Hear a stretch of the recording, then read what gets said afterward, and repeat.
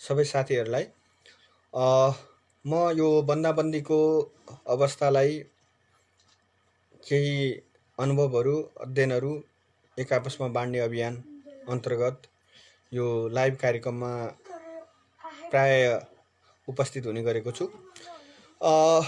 हामी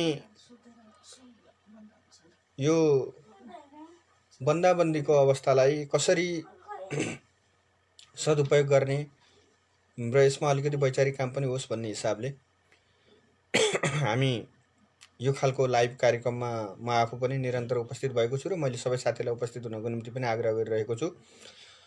यो लाइभ कार्यक्रममा आज मैले समाजवाद निर्माणका केही मोडलहरूको बारेमा, समाजवादी अर्थराजनीति अपनाइरहेका केही देशहरूको बारेमा चर्चा गर्ने गरेको छु र समाजवादी आन्दोलनलाई कसरी अगाडि बढाउन सकिन्छ, कस्तो आर्थिक राजनीतिक प्रणालीले समाजवादलाई बलियो बनाउँछ भन्ने विषयमा केही चर्चाहरू गर्ने गरेको छु। हिजो मैले सबै साथीहरूसँग चाहिँ चर्चा गर्दाखेरि क्युबाको समाजवादी अर्थराजनीति कसरी अगाडि बढिराखेको छ र क्युबामा कसरी समाजवाद निर्माण भइराखेको छ भन्ने विषयवस्तुमा आफ्ना केही विषयवस्तुहरू राखेको थिएँ भने आज म बोलिभिया चाहिँ हाम्रो देशभन्दा धेरै टाढाको देश, ल्याटिन अमेरिकी मुलुक हो र ल्याटिन अमेरिकी मुलुकहरूमा निर्वाचन पछाडि वामपन्थीहरूको सरकार बन्ने लहर चाहिँ 2000 को वरिपरि 1998 को वरिपरिदेखि 2000 सम्मको बिचमा चाहिँ त्यो लहर चल्यो। ब्राजिलमा लुलाको उदय भएपछि उनले चाहिँ ल्याटिन अमेरिकी मुलुकहरूमा चाहिँ समाजवाद निर्माण गर्ने एउटा अभियान नै अगाडि चलाए र लुलाको सरकारले जुन बेला लुला चाहिँ ब्राजिलको सरकारको नेतृत्वमा आएका थिए त्यतिखेर ब्राजिल एउटा चाहिँ अमेरिकनहरूको र पश्चिमा शक्तिहरूको ऋणको धरापमा परेको थियो, लोन ट्र्यापमा परेको थियो। त्यो अवस्थाबाट उनले ब्राजिललाई मुक्त मात्र गरेनन् कि ब्राजिलमा उनले जिरो हङ्गर प्रोग्राम पनि लागू गरे।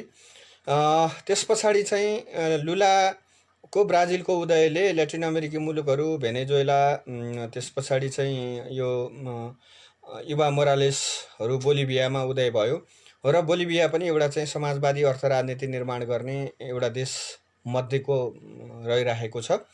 2006 देखि अहिलेसम्म 2020 सम्मको अवधिमा लुलाको त ब्राजिलमा पतन भयो, तर चाहिँ समाजवादी निर्माणको अन्य अभियान पनि निरन्तर चलिराखेकै छ। र आज चाहिँ म बोलिभियाको आर्थिक कसरी चलिरहेको छ, अर्थतन्त्र कसरी समाजवाद निर्माण भइराखेको छ, त्यहाँको अर्थतन्त्र कसरी चलिराखेको छ भन्ने बारेमा चाहिँ तपाईँहरूको बिचमा केही सामग्रीहरू सहित उपस्थित भएको छु। बोलिभिया भन्ने बित्तिकै हिजोको प्रसङ्गसँग जोड्न चाहन्छु। चे गुएभेरा जो अन्तर्राष्ट्रिय सर्वहारा आन्दोलनका एउटा चाहिँ अगुवा थिए र तिनको मृत्यु चाहिँ बोलिभियामा क्रान्ति गर्न जाने क्रममै भएको थियो, जुन प्रसङ्ग हामीले हिजो पनि भन्यौँ। बोलिभियामा 1967 अक्टोबर 9 चे गुएभेराको मृत्यु भयो। चे गुएभेराको बारेमा हिजो पनि हामीले चर्चा गरेका थियौँ। 1928 जुन 14 अर्जेन्टिनामा जन्मिएका चे गुएभेरा मेक्सिको गए, मेक्सिको मजदुर आन्दोलनलाई सहयोग गरे। मेक्सिको पछाडि चाहिँ उनीले क्युबाको क्रान्तिमा महत्त्वपूर्ण भूमिका निर्वाह गरे। क्युबामा कृषि मन्त्री, उद्योग मन्त्रीको महत्त्वपूर्ण जिम्मेवारी निर्वाह गरे र मन्त्री पद छोडेर उनी चाहिँ बोलिभियाका जनताको मुक्ति आन्दोलनको अगुवाई गर्न बोलिभियामा आए र बोलिभियामा आउने आन्दोलनरत रहेकै बेलामा 1967 अक्टोबर 9 बोलिभियामा अमेरिकी साम्राज्यवादको योजनामा, CIA को योजनामा उनको निर्ममतापूर्वक हत्या भयो र त्यो हत्या गर्ने क्रममा चाहिँ चे गुएभेराका विश्व प्रसिद्ध दुईटा भनाइहरू छन्। म बाघको डम्बरू हुँ, म बाघ हुँ, तिमीहरूले चाहिँ मलाई मारे पनि मेरो विचार मर्दैन भनेर चाहिँ साम्राज्यवादीहरूलाई त्यतिखेर दुत्कारेको कुरा बहुचर्चित भएकै छ। र चे गुएभेराले भने जस्तै चे गुएभेराको रगत बगेको बोलिभियामा उनको मृत्यु भएको 39 वर्ष पछाडि चाहिँ त्यहाँ वामपन्थी पार्टी सरकारमा आइपुग्यो, कम्युनिस्ट पार्टी त्यहाँको सरकारको नेतृत्वमा आइपुग्यो। भनेको 1967 अक्टोबर 9 बोलिभियामा चाहिँ चे गुएभेराको मृत्यु भयो र उनको मृत्यु भए पछाडि चाहिँ सन् 2006 आएर चाहिँ त्यहाँको कम्युनिस्ट पार्टीहरू सत्तासीन हुने स्थिति बन्यो। चे गुएभेराको बलिदान भएको, रगत बगेको 39 वर्ष पछाडि बोलिभियामा चाहिँ कम्युनिस्टहरू चाहिँ सत्तामा आए र वामपन्थीहरू सत्तामा आए।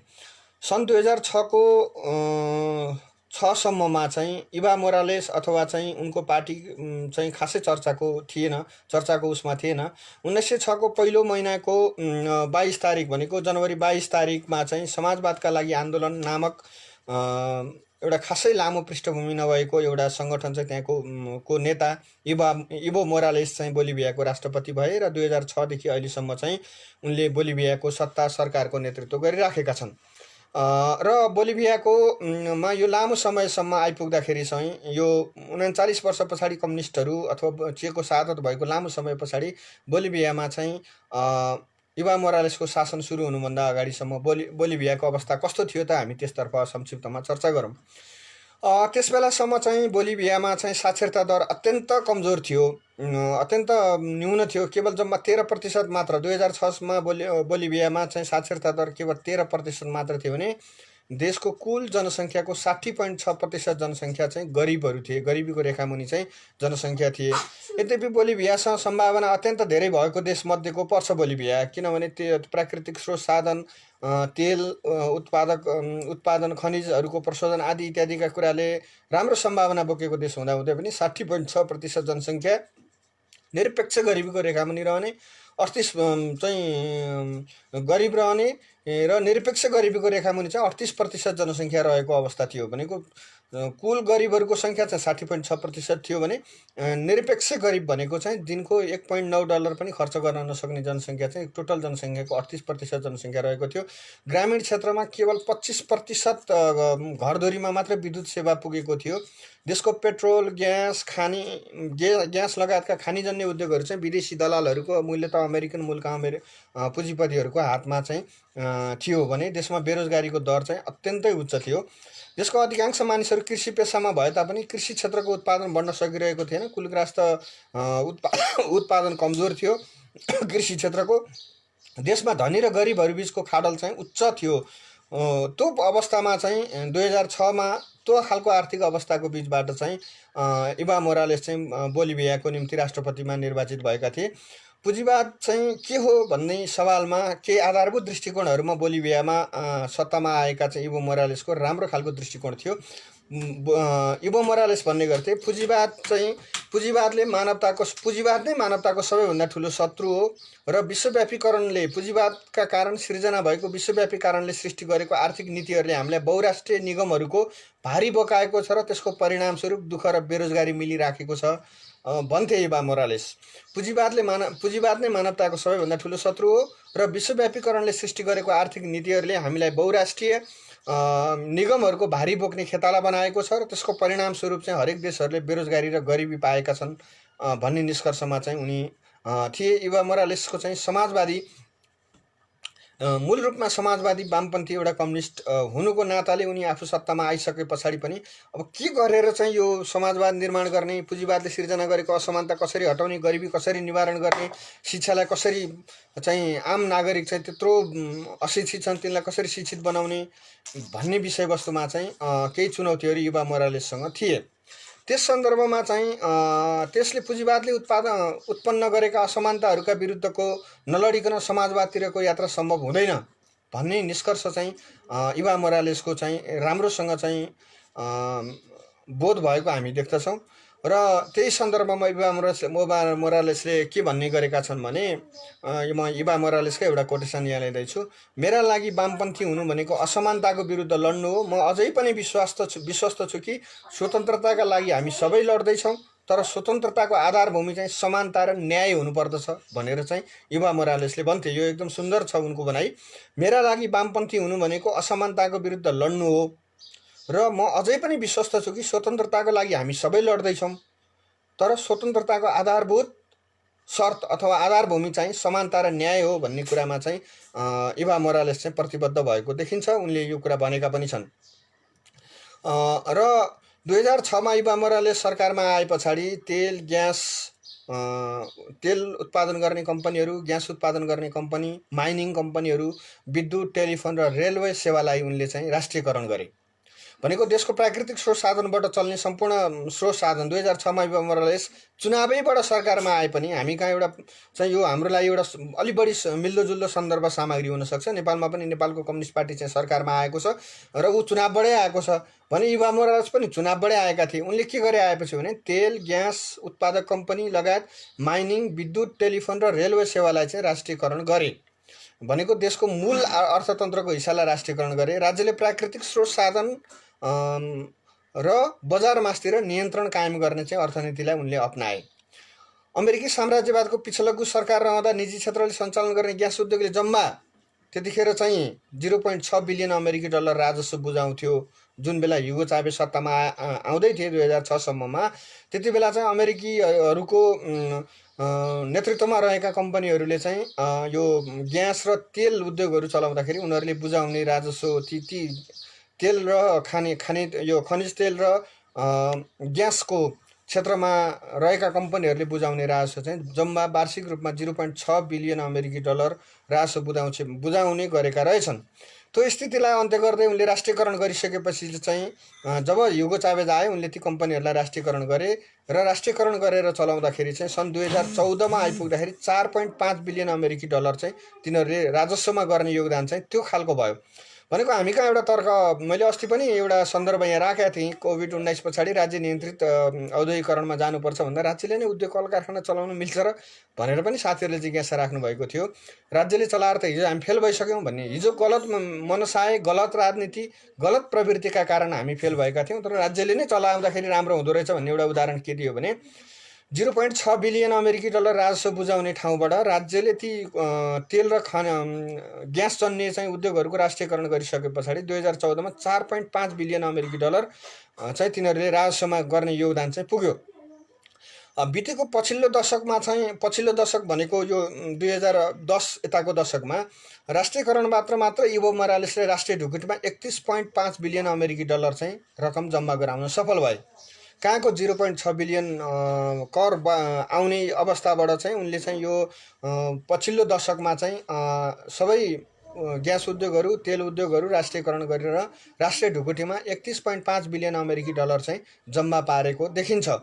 र अर्को चाहिँ जबकि त्योभन्दा अघिल्लो दशकमा इभो मोरालेसले 35.5 बिलियन अमेरिकी डलर जम्मा गराउनु त्योभन्दा अघिल्लो दशकमा, यो अन्तिम पछिल्लो दशकमा इभो मोरालेसले त्यति गरे।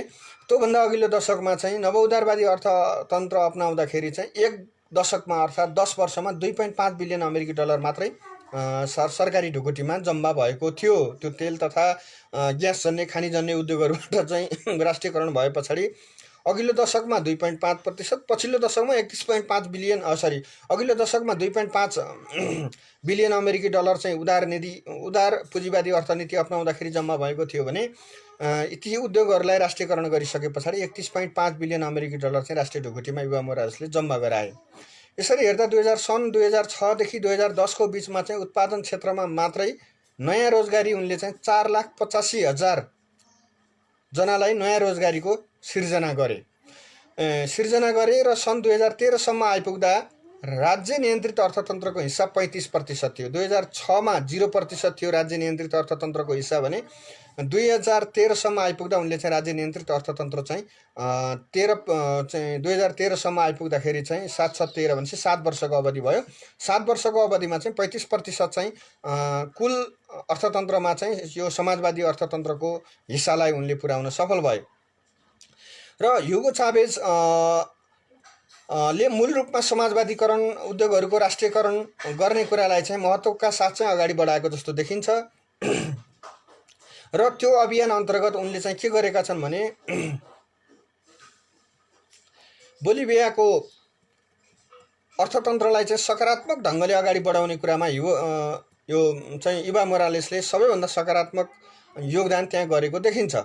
द प्राइस अफ फायर, आगोको मूल्य अर्थात् the price of fire resource and socialism moment in Bolivia नामक पुस्तकमा डेङ्लो वेनले के लेखेका छन् भने इभो मोरालेस चाहिँ राष्ट्रपति हुनु अगाडि बोलिभियाको कुल खेतीयोग्य जमिनको 70% जमिन चाहिँ बोलिभियाका 5% धनी मानिसहरूको हातमा थियो। त्यसपछि 2006 देखि 2010 को अवधिमा जुन उनको पहिलो कार्यकाल पर्छ इभो मोरालेसको, 2006 देखि 2010 को अवधिमा त्यस्तो जमिनलाई इभो मोरालेसले चाहिँ राष्ट्रियकरण मात्र गरेनन्, ती जमिनहरू सबैलाई जफत गरेर त्यो जमिनलाई राष्ट्रियकरण गरेर सोही अवधिमा 35 मिलियन हेक्टर जमिन चाहिँ कृषकहरूलाई सामूहिक खेतीको लागि वितरण गरे।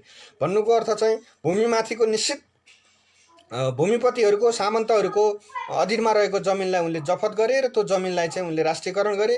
राष्ट्रियकरण गरिएको जमिनलाई चाहिँ 35 मिलियन हेक्टर जमिन चाहिँ कृषियोग्य जमिनलाई चाहिँ उनले कृषकहरूलाई सामूहिक खेतीपातीको निम्ति वितरण समेत गरे, जसको परिणाम अहिले आएर के भएको छ भने बोलिभियाको कृषि उत्पादन 95% आत्मनिर्भर छ।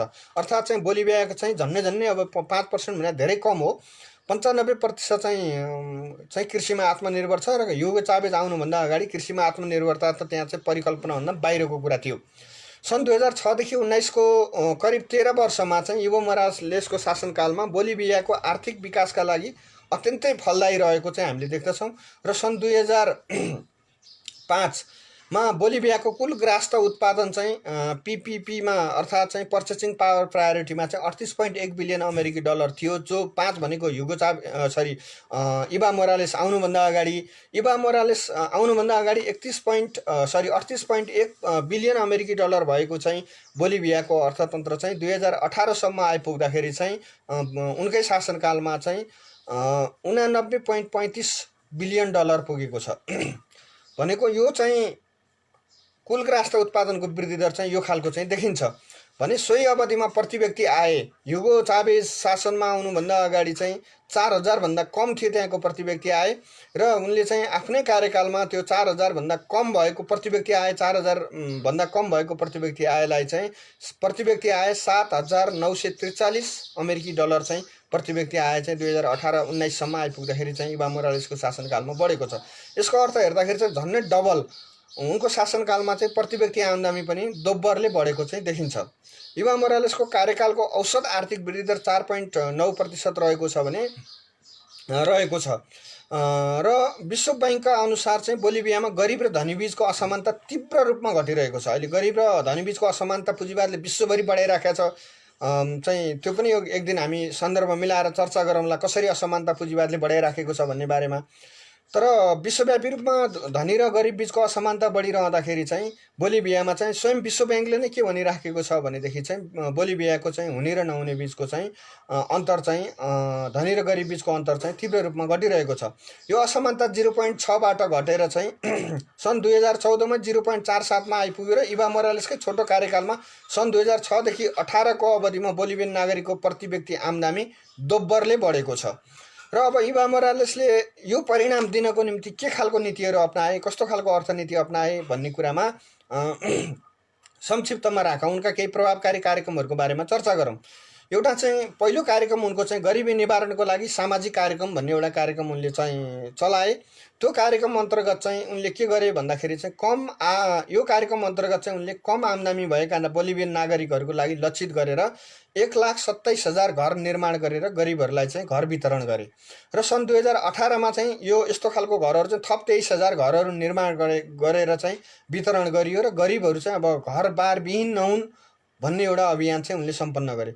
2001 मा ग्रामीण क्षेत्रमा 25% घरमा मात्रै बिजुली पुगेको थियो भनेदेखि उनले अहिले बढाएर त्यसलाई चाहिँ 70% चाहिँ ग्रामीण क्षेत्रमा विद्युतीकरण उनले पुर्याइसकेका छन्।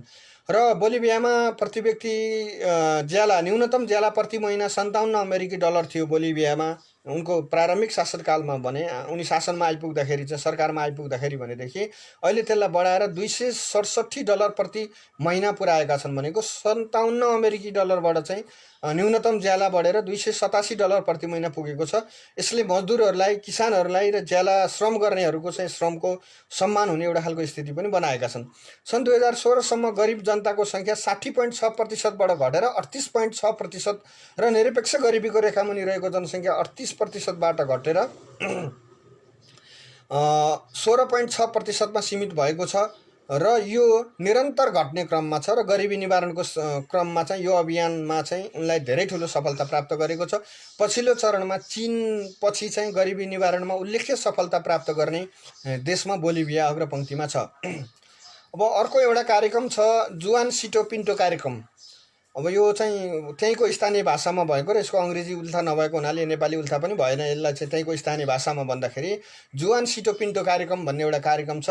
त्यो कार्यक्रम चाहिँ जुन बोलिभियामा चाहिँ निरक्षर दर बढी हुने, विद्यार्थीहरू भर्ना नहुने भएको हुनाले चाहिँ यो साक्षरता बढाउने र विद्यालयमा चाहिँ विद्यार्थी भर्ना गराउने र बाल श्रम अन्त्य गर्ने, तीनटा कुरा, बाल श्रमलाई अन्त्य गर्ने, स्कुल जाने उमेर समूहका विद्यार्थीहरूलाई स्कुल पुर्याउने र स्कुल गएकाहरूलाई पास गराउने अथवा पास हुन अभिप्रेरित गर्ने खालको कार्यक्रम हो यो जुवान सिटो पिन्टो कार्यक्रम भन्ने। यो कार्यक्रममा चाहिँ यो 3टा लक्ष्य लिएको थियो। एउटा चाहिँ विद्यालय भर्ना हुने दर बढाउने, निरक्षरता दर उन्मूलन गर्ने, त्यस पछाडि चाहिँ यो बाल श्रमलाई अन्त्य गर्ने यो कार्यक्रमको पुरा लक्ष्य थियो। र विद्यालय शिक्षा यो कार्यक्रम अन्तर्गत चाहिँ नियमित विद्यालय जाने, रेगुलर कोही विद्यार्थी विद्यालय जान्छ बिरामी नहुँदाको अथवा अन्य विशिष्ट परिस्थिति बाहेक अन्य अवस्थामा नियमित विद्यालय जाने र विद्यालय शिक्षा पुरा गर्ने विद्यार्थीहरूको सङ्ख्या 20 लाख पुगेको छ अहिले बोलिभियामा। यो सङ्ख्या ठुलो मात्रामा बढोत्तरी भएर 20 लाख पुगेको छ। नियमित विद्यालय आएर विद्यालय शिक्षा पुरा गर्ने विद्यार्थीहरूलाई प्रोत्साहन दिने सरकारले नीति लिएको छ। तपाईँका बच्चाहरू अथवा विद्यार्थीहरू नियमित विद्यालय आउँछन् र त्यो विद्यालय आएर चाहिँ उनीहरूले नियमित अध्ययन गर्छन्, क्लास लिन्छन् भनेदेखि र उनीहरू पास हुन्छन् भने विद्यार्थीहरूलाई प्रोत्साहन स्वरूप सरकारले वार्षिक रूपमा $28 चाहिँ विद्यालय गए बापतको भत्ता, पढ्न गए बापतको भत्ता चाहिँ प्रति विद्यार्थी चाहिँ प्रदान गर्ने चाहिँ सरकारले नीति लिएको छ। सन् 2006मा बोलिभियाको साक्षरता दर केवल 13% थियो जुन बेला ह्युगो चावेज चाहिँ त्यहाँको राष्ट्रपति निर्वाचित भएका थिए। साक्षरता बढाउन राष्ट्रपति भएसँगै इभा मोरालेसले चाहिँ समाजवादी देश क्युबाको सहयोग लिए। क्युबाबाट धेरै शिक्षकहरूलाई चाहिँ क्युबाले बोलिभियालाई धेरै शिक्षकहरू पठायो र त्यो शिक्षकहरूको मद्दतबाट चाहिँ क्युबाको सहयोगमा यस आई क्यान हो म सक्छु भन्ने नारासहित चाहिँ उनले निरक्षरता विरुद्धको युद्ध छेडे र अहिले ल्याटिन अमेरिकी मुलुकहरूमा क्युबा पछाडिको दोस्रो साक्षर देश चाहिँ बोलिभिया भएको छ र बोलिभियाले निरक्षरता विरुद्धको युद्ध जितेको छ र क्युबाको सहयोगमा यस आई क्यान हो म सक्छु भन्ने नारासहितको निरक्षरता विरुद्धको अभियान पनि उनले सञ्चालन गरेका छन् र यस अभियानमा मात्र 8,50,000 मानिसलाई चाहिँ साक्षर बनाएको छ बोलिभियाले। अहिले बोलिभिया चाहिँ ल्याटिन अमेरिकी मुलुकहरूको क्षेत्रमा क्युबा पछाडिको साक्षर देशको रूपमा चाहिँ अडिएको छ। अर्को महत्त्वपूर्ण तेस्रो कार्यक्रम भनेको जुवान अजुर्डुवा कार्यक्रम। जुवान अजुर्डुवा कार्यक्रम भन्ने छ, त्यो पनि त्यहीँको स्थानीय भाषाको नाम हो र यो कार्यक्रमको चाहिँ मुख्य उद्देश्य चाहिँ मातृ मृत्युदर कम गर्ने, मातृ शिशुको रक्षा गर्ने, बच्चा पाउने आमाहरूको जीवनको रक्षा गर्ने र जन्मिएका बच्चाहरूको चाहिँ जीवन रक्षा गर्ने यो कार्यक्रमको चाहिँ प्रमुख उद्देश्य हो। यस अन्तर्गत 2 वर्ष मुनिका बालबालिकाका आमाहरूलाई पोषणका लागि पोषणयुक्त खानेकुरा पुगोस् भन्नको निम्ति $266 दिइन्छ र सन् 2009मा यो कार्यक्रम सुरु हुँदा कुपोषणको दर चाहिँ त्यहाँ 27% थियो भने अहिले त्यो घटेर 16%मा चाहिँ झरेको छ। कुपोषणका विरुद्ध 2 वर्षभन्दा मुनिका आमाहरूलाई कुपोषण नलागोस्, बच्चाहरूको स्वास्थ्य राम्रो होस् भनेर चाहिँ $266 चाहिँ सहायता प्रति चाहिँ आमा चाहिँ प्रदान गर्ने एउटा कार्यक्रम, यो कार्यक्रम पनि अगाडि बढाएको छ जसले गर्दाखेरि कुपोषणको बालबालिकामा कुपोषणको र सुत्केरी महिलाहरूको चाहिँ रहेर चाहिँ अभावको कम गराउने खालको उद्देश्य लिएर चाहिँ यसरी खर्च गरिएको छ। अर्को चौथो कार्यक्रम महत्त्वपूर्ण कार्यक्रम भनेको द रेन्टा डिला डिग्निडाड कार्यक्रम भन्ने छ। त्यो पनि त्यहाँको स्थानीय भाषाकै कार्यक्रम भयो, नाम चाहिँ त्यहीसँग सम्बन्धित छ र यो कार्यक्रम भनेको चाहिँ पेन्सन नपाउने 60 वर्ष माथिका अपाङ्गता भएका नागरिकहरूलाई सामाजिक सुरक्षा प्रदान गर्ने कार्यक्रम हो द रेन्टा डिला डिग्निडाड कार्यक्रम। द रेन्टा डिला डिग्निडाड कार्यक्रम भनेको चाहिँ 60 वर्षभन्दा माथि उमेर पुगेका राज्यबाट पेन्सन नबुझ्ने अथवा सरकारी कर्मचारी बाहेकका चाहिँ र अपाङ्गता भएका, शारीरिक दुर्बलता भएका, फरक क्षमताका मान्छेहरू चाहिँ को जुन नागरिकहरू छन् त्यस्ता नागरिक चाहिँ त्यहाँ 9 लाख नागरिकहरू भेनेजुएलामा रहेको देखिन्छ। ती 9 लाख मानिसहरूलाई चाहिँ लक्षित गरेर ल्याइएको कार्यक्रम हो र यो कार्यक्रम अन्तर्गत त्यो 9 लाख मानिसहरूलाई मासिक $36 अमेरिकी डलर चाहिँ भत्ताको व्यवस्था गरिएको छ र उनीहरू चाहिँ मासिक $36 अमेरिकन डलरको भत्ता दिएर उनीहरूको वृद्धकाललाई सामाजिक सुरक्षालाई चाहिँ रक्षा गर्ने खालको चाहिँ कार्यक्रम गरिएको छ। 10 मिलियन बोलिभियन नागरिकहरू मध्ये 4.8 मिलियन नागरिकहरू यो कार्यक्रमबाट चाहिँ लाभान्वित छन्। कुल जुन जनसङ्ख्या बोलिभियाको 10 मिलियन बोलिभियन नागरिक मध्ये 4.8 मिलियन अमेरिकी नागरिकहरू यो कार्यक्रमबाट चाहिँ लाभान्वित भएका देखिन्छन्। अर्को पाँचौं कार्यक्रम के छ भने राष्ट्रिय विकास र सामाजिक राष्ट्रको आर्थिक वृद्धि, राष्ट्रिय आर्थिक र सामाजिक विकासको योजना भनेर एउटा रणनीतिक महत्त्वको योजना 2016 देखि 20 लाई लक्षित गरेर ल्याइयो।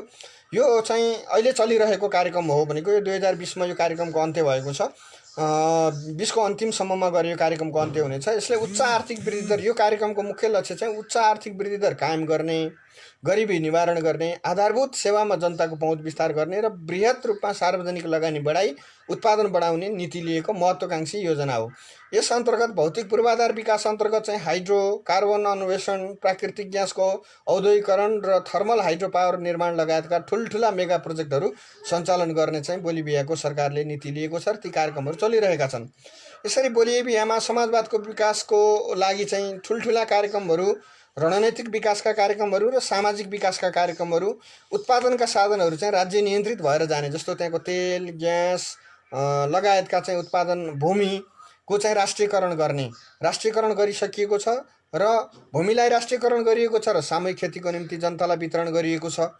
त्यसले गर्दाखेरि चाहिँ सामूहिक जनताहरू सामूहिक कृषि खेतीमा छन्, कृषिको यन्त्रीकरण, औद्योगिकरण भएको छ।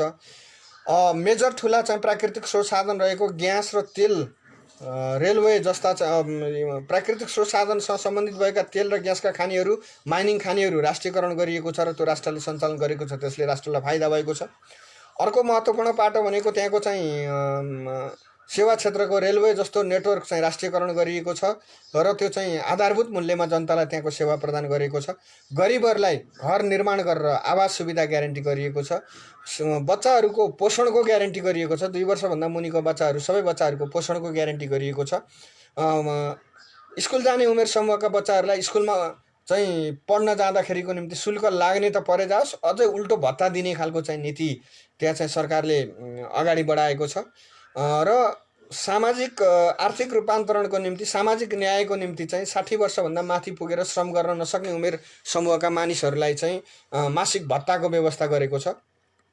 यो हिसाबले गर्दाखेरि चाहिँ उत्पादनको क्षेत्रमा बोलिभियन सरकारको मुख्य नेतृत्व रहेको छ। सामाजिक न्यायका हिसाबले लोक कल्याणकारी राज्य चरित्र अन्तर्गत आम नागरिकहरूको निम्ति चाहिँ लोक कल्याणकारी राज्यको चरित्र अन्तर्गत चाहिँ स्वास्थ्य, शिक्षा लगायतका क्षेत्रमा राज्यको लगानी तीव्र छ। शिक्षामा छ, मातृ शिशु कार्यक्रमहरू सञ्चालनमा छन्, विद्यालयको साक्षरता दर बढेको छ र समग्रमा चाहिँ बोलिभियाले आर्थिक प्रगतिको एउटा गन्तव्य अपनाएको छ। 2006 देखि 2019सम्म बोलिभियामा ह्युगो चावेजले शासन गरे र 19 को निर्वाचनमा पनि फेरि चाहिँ इभो मोरालेस नै बोलिभियाको प्रधानमन्त्रीको रूपमा निर्वाचित भएका छन्।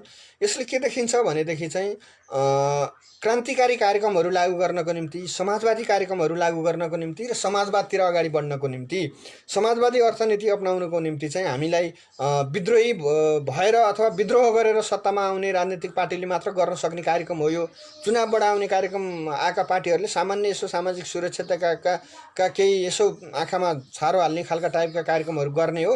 अरू कुरा त नियमित बजारलाई नै छोडिदिने कुरा हो। सबै कुरा बजारले नै गर्छ, सबै कुरा पुँजीवादले नै गर्छ भन्ने खालको चाहिँ सोच राख्ने मानिसहरूको निम्ति चाहिँ त्यो कुरा गलत रहेछ भन्ने कुरा चाहिँ यो बोलिभियाको अर्थतन्त्रलाई अघि मैले जुन कार्यक्रम र डाटाबेसमै केही कुराहरू राखेँ, यी कुराहरूलाई हेर्दाखेरि चाहिँ बोलिभियाले चाहिँ समग्रमा उत्पादन क्षेत्रको राष्ट्रियकरण गरेको छ, प्राकृतिक स्रोत साधनमाथि कुनै एउटा निश्चित देशी अथवा विदेशी पुँजीपति वर्गको हैकमलाई अन्त्य गरेको छ र त्यो प्राकृतिक स्रोत साधनमाथि सबै जनताको, नागरिकहरूको चाहिँ अधिकारलाई कायम गरेर त्यसलाई राष्ट्रियकरण गरेको छ। उत्पादनका मुख्य क्षेत्रको नेतृत्व राज्य स्वयंले गरेको छ र राष्ट्रिय ढुकुटीमा जम्मा भएको आय पनि सामाजिक न्यायसहित चाहिँ वितरण गरेको छ। देशलाई तीव्र आर्थिक विकास र भौतिक पूर्वाधार विकासको निम्ति रणनैतिक लक्ष्य लिएको छ र यो कुनै विद्रोह अथवा बन्दुक पड्काएर सत्तामा आएको पार्टीले गरेको छैन, निर्वाचन लडेर जितेर आएको पार्टीले गरेको छ। यसले के देखाउँछ भनेदेखि चाहिँ विद्रोह मार्फत आफ्नै सेना, आफ्नै संरचना बनाएर सत्तामा आउनेले गरेको जस्तै काम चाहिँ पपुलर जनमतका आधारमा पनि गर्न सकिँदो रहेछ भन्ने कुरा चाहिँ अहिले यो 2019 को निर्वाचनमा पनि भारी मतका साथ चाहिँ, ठुलो मतान्तरका साथ चाहिँ इभो मोरालेस नै बोलिभियाको क्रान्तिमा निर्वाचित भएबाट चाहिँ देखिन्छ। त्यसैले क्रान्तिकारीहरूले भन्ने गर्छन् क्रान्तिमा भएको बलिदानको मूल्य खेर जाँदैन।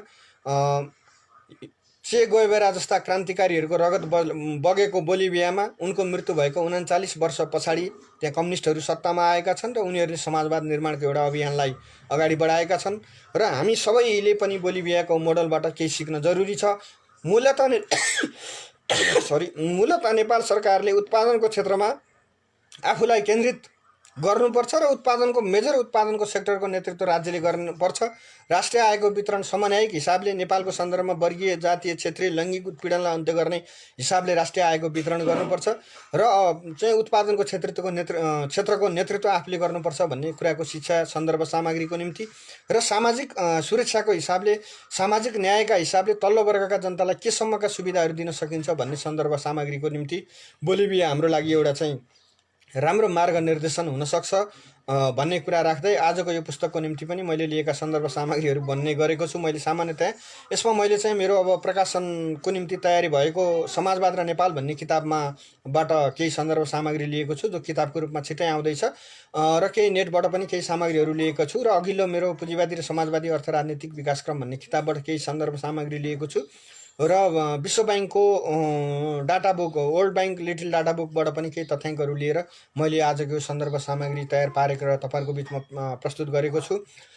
मलाई विश्वास आशा छ सबै साथीहरूले यो बन्दाबन्दीको अवधिमा यसै गरी आफूलाई राम्रो लागेको अथवा यो कुरा सेयर गर्दाखेरि चाहिँ साथीभाइहरूसँग चाहिँ थप बहस हुन्छ भन्ने आशा लागेका विषयवस्तुहरूमा यसै गरी लाइभमा आइदिनु हुन, लाइभमा चाहिँ आफैले पनि लाइभ गर्न, आफूले तयारी पारेका केही सामग्रीहरू लाइभ गरिदिनु हुन म साथीहरूलाई आग्रह गर्दै आजको यो प्रस्तुतिबाट पनि बिदा माग्छु। हस्त, नमस्कार, अभिवादन।